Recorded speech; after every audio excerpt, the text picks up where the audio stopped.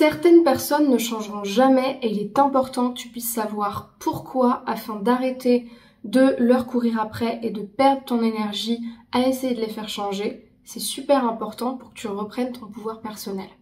Bonjour à vous, j'espère que vous allez bien. Je suis très heureuse aujourd'hui de vous retrouver sur cette nouvelle vidéo de ma chaîne YouTube S'aimer plus dans laquelle je vais vous expliquer qu'est-ce que, l'écologie au changement, l'intention positive à changer ou à ne pas changer, puisque dans mon métier de praticienne, de coach, d'accompagnante, c'est très important d'avoir conscience que personne, ni même un thérapeute, ne peut faire changer quelqu'un, mais que le changement, c'est vraiment quelque chose qui est personnel. Et en vous expliquant comment une personne est amenée à changer ou à ne pas changer, vous allez pouvoir reprendre peu à peu votre pouvoir personnel dans la situation. Pour les personnes qui ne me connaissent pas, je me présente, je m'appelle Chloé Mercart, je suis coach, maître praticienne en programmation neurolinguistique et en hypnose ericksonienne. Depuis 2019, ma mission, c'est de vous accompagner à déployer votre puissance de transformation intérieure. Et pour moi, la meilleure façon d'atteindre la vie qu'on a envie de vivre, une vie qui nous inspire, d'écrire sa légende, d'atteindre ses rêves ou tout simplement d'être en paix avec soi-même et dans ses relations, c'est d'apprendre à s'aimer. Le premier passage, le seul passage, c'est l'amour de soi. Tout vient avec de l'amour de soi. La performance, les compétences, tout le changement finalement vient avec la permission de changer et la compassion pour soi-même. Et c'est pourquoi sur cette chaîne, je vous apprends à reprendre votre pouvoir personnel dans vos relations, mais également dans d'autres sphères de votre vie. Pour les personnes qui ne sont pas inscrites à la chaîne YouTube, je vous invite à le faire maintenant en cliquant sur le bouton rouge s'abonner en bas à droite de cette vidéo et en activant bien la cloche des notifications pour recevoir une vidéo tous les matins de la semaine et une interview inspirante d'une personnalité inspirante le samedi également. Sachez que vous avez la possibilité pour les femmes qui me regardent, qui sont célibataires et qui veulent trouver l'amour, de télécharger une formation offerte que j'ai créée pour vous et qui s'intitule « Incarner la femme sensationnelle, lumineuse et unique qui l'épousera », qui vous aide à renforcer votre estime de vous-même tout en ayant un positionnement intelligent face aux hommes et face à vos rencontres. Donc pour celles que ça intéresse, allez dans le deuxième lien de cette vidéo, cliquez dessus, remplissez le formulaire et vous recevrez directement la formation dans votre boîte mail. Je vous le disais en introduction de la vidéo, le sujet du changement, c'est un sujet qui me parle énormément parce que c'est la base de mon métier. C'est ce qui me passionne. Moi, ce qui me passionne, c'est d'apprendre à exceller dans des outils d'accompagnement et de pouvoir, à travers ces outils-là, redonner la force, le pouvoir, la puissance aux gens. Sauf que dans mon métier, j'accompagne beaucoup de monde et quand on accompagne beaucoup de monde, on rencontre différents types de profils. Et les profils qui ne changent pas, il y a quand même des choses communes.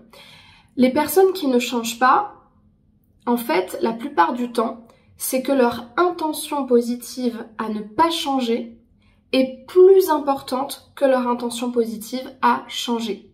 Parce que le changement demande un coût, le changement demande un investissement, le changement est inconfortable. Les personnes que j'accompagne, c'est pas facile le travail qu'on fait, c'est pas difficile, mais ce n'est pas facile, ça coule pas de source, c'est pas fluide, ça leur coûte quelque chose.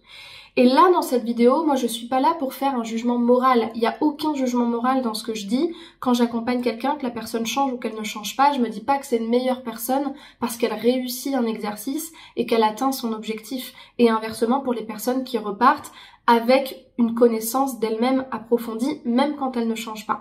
Ce que j'essaie de vous expliquer, c'est que quelqu'un qui ne change pas, et vous pouvez faire le parallèle avec les personnes que vous rencontrez, que ce soit dans votre entourage, dans votre travail ou même les hommes que vous rencontrez, ce sont des personnes pour qui l'intention à ne pas changer est plus forte que l'intention à changer. Qu'est-ce que ça veut dire? Ça veut dire que en psychologie sociale, déjà, on a fait un certain nombre d'études sur le changement, notamment au niveau de la santé, notamment au niveau de l'observance thérapeutique. Donc c'est le fait que le patient suive ses médicaments ou même sur le fait qu'il aille voir un médecin ou un spécialiste quand on rencontre des symptômes. On s'est rendu compte que pour la majorité des gens, peu importe leur classe sociale, même si dans la classe sociale il y a un pourcentage qui change en fonction de la population, les gens ne changent pas à moins d'être arrivés à terme en danger. La plupart des gens s'inquiète au dernier moment, en fait, quand on n'a plus l'autre option de ne pas changer. C'est-à-dire que le fonctionnement humain fait que on va énormément investir parfois une destruction à court terme qui nous apporte du plaisir. La procrastination, ça nous apporte entre guillemets une absence de souffrance parce qu'on se met pas à faire des choses, on s'inquiète pas de quelque chose, on repousse au lendemain. Et quand on n'a plus le choix que d'agir pour sa santé, pour sa survie, qu'elle soit émotionnelle, psychologique, physique, peu importe, financière, c'est là qu'on agit parce qu'on n'a plus le choix. Et ça dans plein d'aspects de notre vie. Mais ça, c'est un fonctionnement qui est normal. Maintenant, quand une personne, vous lui dites qu'il faut qu'elle change ou qu'elle sait qu'elle a une problématique, mais qu'elle n'est pas arrivée à une réflexion sur son problème suffisamment poussée, qu'elle n'a pas eu non plus des conséquences suffisamment poussées dans sa vie, en termes de perte de temps, d'énergie, d'estime de soi, de relations toxiques. Je vais pas dire que la personne ne va pas changer, parce qu'on n'est pas tous les mêmes, mais il y a des personnes pour qui le changement va prendre beaucoup plus de temps, et c'est ce qu'on appelle l'intention positive. C'est-à-dire que quand on est dans une situation inconfortable, si on y reste, c'est que cette situation nous apporte forcément quelque chose. Récemment, j'ai eu par exemple l'exemple d'une dame qui venait pour pouvoir changer quelqu'un. Une personne qui était importante pour elle, elle voulait que cette personne revienne vers elle. Et en fait, elle faisait ce comportement-là de reprendre contact pendant des années et des années. Ce qui faisait que, en soi, la situation n'était pas plus souffrante que ça pour elle parce que c'était tout le temps la même, mais finalement, à l'intérieur d'elle, eh ben, elle n'arrivait pas à couper les ponts, elle n'arrivait pas à se séparer de cette personne-là. Et ça, à court terme, on le sent pas forcément, mais à long terme, c'est super présent. Parce que il y a un deuil qui n'est pas fait, une séparation qui n'est pas achevée, assumée, et donc cette personne-là, pour trouver un équilibre, finalement, elle a pris l'habitude de se porter sur l'espoir du retour d'une personne dans sa vie. Et donc, dans ce moment-là, si la personne, par exemple, ne veut pas changer, c'est que son intention à garder un lien un petit peu fantomatique, un petit peu finalement plus fantasmé que réel, parfois cette intention-là, elle est plus importante que le fait de se dire je coupe le lien parce que à très court terme, si je le fais, je vais avoir un renoncement, un vide, une solitude.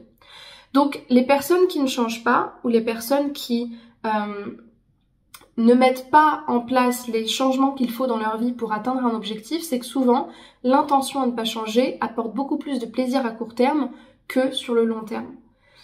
Ça peut être par exemple le fait des personnes qui peuvent être tyranniques et qui ne voient le problème que chez les autres, qui ne se remettent jamais en question, qui sont constamment en train de contrôler leur entourage et de critiquer tout ce qui se passe à côté alors qu'elles ont un comportement ultra contrôlant mais elles ne le voient pas.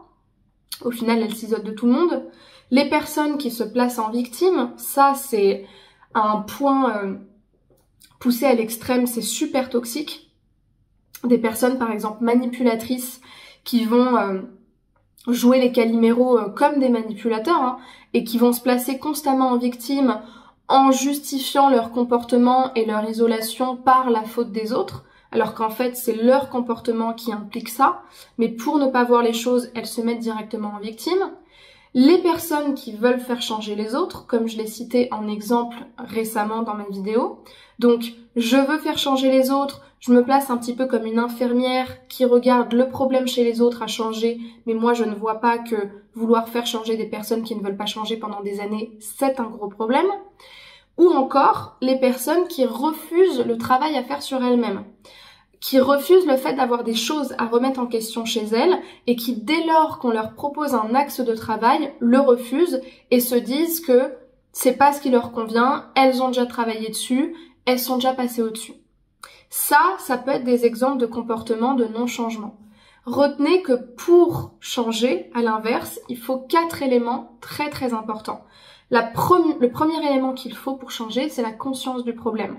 Si une personne n'a pas conscience du problème, déjà de 1, c'est que c'est peut-être pas un problème pour elle, et là je m'adresse à toutes celles qui veulent faire changer les autres, ou tout simplement qu'elle ne veut pas voir son problème, encore une fois on retourne vers l'intention positive.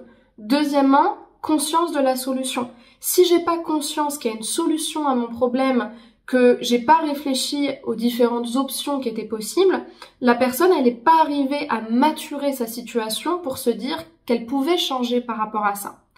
Troisièmement, et ça c'est très important, la permission de changer. Pour que quelqu'un change, il lui faut nécessairement une permission de changer. Et cette permission-là ne peut venir que d'elle. D'ailleurs, mon travail consiste à mettre le meilleur cadre, le meilleur espace, les meilleurs outils pour que la personne s'autorise à changer. Souvent, quand on va voir un thérapeute, en fait, ce qu'on va voir, c'est une personne qui va pouvoir nous donner, entre guillemets, l'espace pour que nous-mêmes, on s'autorise à changer. On pense que le thérapeute, il nous permet de changer. Mais en fait, c'est pas le thérapeute qui vous permet de changer, c'est vous-même. Parce que vous pouvez aller voir le meilleur thérapeute du monde. Si le changement pour vous n'est pas pour maintenant, que c'est trop tôt, que vous vous sentez pas capable et surtout que vous n'êtes pas OK à l'idée de changer, peut-être parce qu'il y a des coûts au changement, comme la perte de certaines relations, l'affrontement de vous-même, de vos parts d'ombre ou encore de votre solitude, vous ne vous autoriserez pas ce changement-là. Et quatrièmement, la confiance en soi et le lâcher prise. Quand je dis la confiance en soi, c'est pas que pour changer, on doit être ultra confiant, ultra charismatique, mais c'est qu'à un moment donné, pour s'autoriser à changer, il faut forcément avoir foi en soi. Avoir cette sensation que il y a une part de nous, même si c'est pas l'intégralité de notre personne, qui sait qu'elle peut changer, qu'elle en a le droit et qu'elle va réussir, tout en lâchant prise sur le fait que on contrôle pas ce changement-là, on sait pas exactement où ça va aller, mais on se fait confiance dans ce processus. Ça peut paraître une montagne pour certaines personnes, peut-être que ça vous paraît une montagne, en réalité c'est pas si difficile que ça, si déjà vous avez conscience du problème, conscience de la solution et la permission à changer, en réalité le quatrième c'est plutôt optionnel, parce que le lâcher prise, la confiance en soi, c'est très conceptuel de dire ces choses-là, c'est pas des choses qu'on peut maîtriser. Alors que les trois premiers, il y a plus une sensation de volonté et d'autorisation personnelle. Donc focalisez-vous justement sur ces trois ingrédients si vous avez un objectif à atteindre, ou même si par exemple vous avez envie de faire une séance de coaching avec moi, ou que vous en sortez et que vous êtes en train de mûrir le travail qui a été fait. J'espère vraiment que cette vidéo vous aura plu. Pour moi, elle est très importante et je vous invite à réfléchir d'une part aux personnes que vous voulez faire changer, du coup à réfléchir sur vous et sur votre responsabilité dans la situation. Vous savez que j'en parle beaucoup dans mes vidéos. Et d'autre part, aux personnes qui ne changent réellement pas et justement à quelles peuvent être leurs intentions à ne pas changer.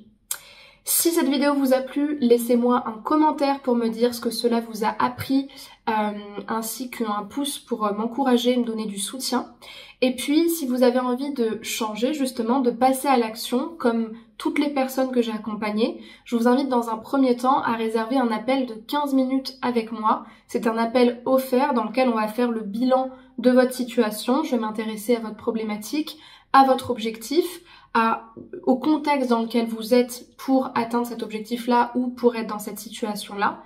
Et si je sens que je peux vous accompagner, à ce moment-là, je vous proposerai une première séance de coaching d'1h30 qui est une séance de bilan dans laquelle on va travailler directement avec mes outils sur cette problématique.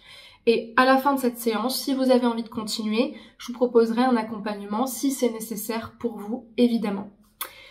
Voilà, je pense que j'ai dit le principal. Je vous invite à regarder dans la description, vous avez un certain nombre de formations, d'outils pour les personnes qui sont plutôt autodidactes et qui veulent avancer avec une formation en ligne. Il y a le programme Confiante, indépendante et envoûtante pour les femmes qui veulent se libérer de la dépendance émotionnelle en renforçant leur estime d'elles-mêmes tout en rencontrant l'amour. Et ça, c'est un programme qui dure 3 à 6 mois. Il n'y a pas de coaching individuel dedans. C'est vraiment un programme en ligne très complet.